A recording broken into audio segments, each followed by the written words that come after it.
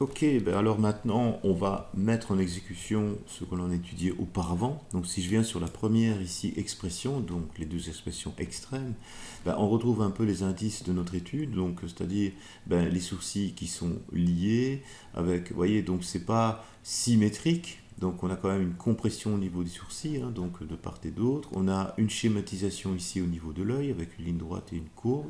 On a une commissure qui remonte avec une pommette qui pousse un peu. Et un petit conseil aussi, quand vous créez des expressions, c'est un peu comme des créations de blend shape. Ce que je vous conseille, c'est vraiment d'afficher le wireframe en fait, hein, avec Alt plus 5 dans Maya.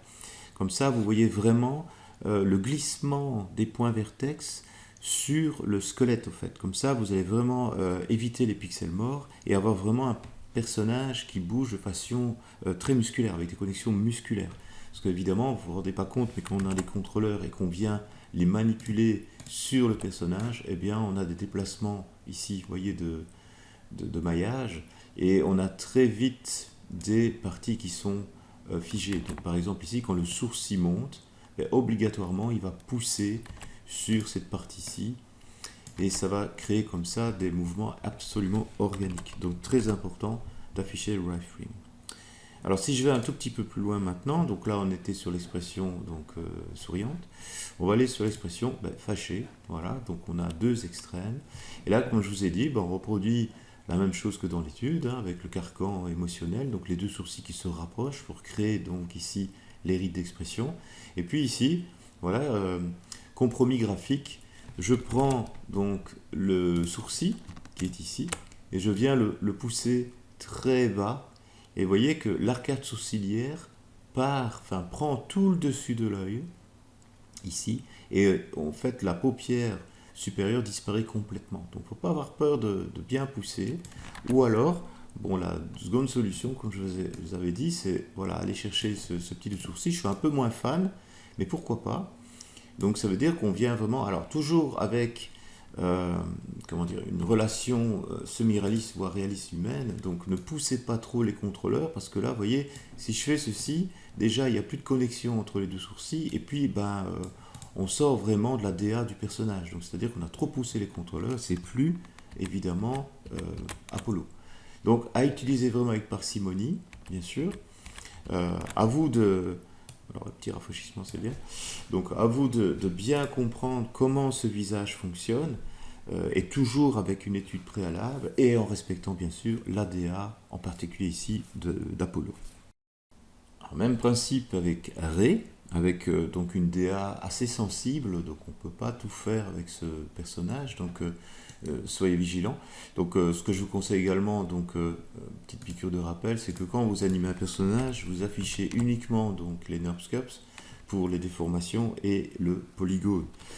Alors ici par exemple, on a des sourcils atypiques, on a vraiment une shape graphique, vous voyez, donc assez précise. Donc voilà, je vais reprendre un peu ce que je vous disais, et voilà, imaginons qu'on a envie d'avoir des sourcils un peu fâchés, enfin plus fâchés, vous voyez, donc on va un peu les mettre comme ceci. Et avec créer, ce qui est intéressant, c'est le même principe. Vous voyez, on peut vraiment créer des shapes graphiques sur l'œil. Donc je vais être plus focus sur cet œil-ci. Et pour l'instant, vous voyez, on n'y est pas encore parce que c'est pas assez bien fait, c'est pas assez bien vignetté, certi. Donc je vais prendre simplement l'œil ici en dessous, enfin le contrôleur du dessous. Et là, vous voyez, je crée simplement une ligne droite. Donc il est très bien fait pour ça. Hop. Voilà, ok. Donc déjà là, on a quelque chose de plus intéressant. On a évidemment la possibilité de pousser un peu, donc c'est, vous voyez, pour aller chercher la ride du lion et faire la petite boursouflure ici sur le rapprochement des deux muscles. Et puis directement, vous voyez, je suis venu créer donc une chaîne graphique très facilement, de façon intuitive. Donc, alors je vais changer de couleur. Ok, donc ici, vous voyez, hop, donc là directement, qu'est-ce que j'ai fait? En poussant un peu les yeux, je suis venu chercher une shape graphique. Ok. Donc encore une fois, c'est pas un truc moche, boring. Ok. Donc c'est pas un œil comme ça. Ok. C'est pas un œil comme ça. On a ici déformé l'œil pour aller chercher une shape graphique. C'est un compromis graphique, j'entends bien, hein, attention. Hein. Donc c'est toujours la DA qui prime, c'est toujours la direction artistique, votre lead, qui va vous imposer certainement des réflexions par rapport à ça. Mais le sourcil me sert pour schématiser l'œil. Et un œil qui est ovoïde avec un autre type de personnage, un peu à la Kung Fu Panda, eh ben on va également le déformer. Donc ça veut dire que ici, quand par exemple le sourcil va monter, eh bien il va déformer la sphère, il va déformer la forme ovoïde. Et donc on va voir, alors c'est difficile de dessiner comme ça, mais on va voir un œil qui va être un peu étiré, comme ceci, dans une expression un peu étonnée, quoi, on va dire, vous voyez. Donc même quand on a l'impression d'avoir un personnage avec des yeux absolument circulaires, là aussi, on va aller chercher un peu de déformation. Encore une fois, tout dépend du rig, tout dépend évidemment du nombre de contrôleurs que vous avez pour ce faire. Okay.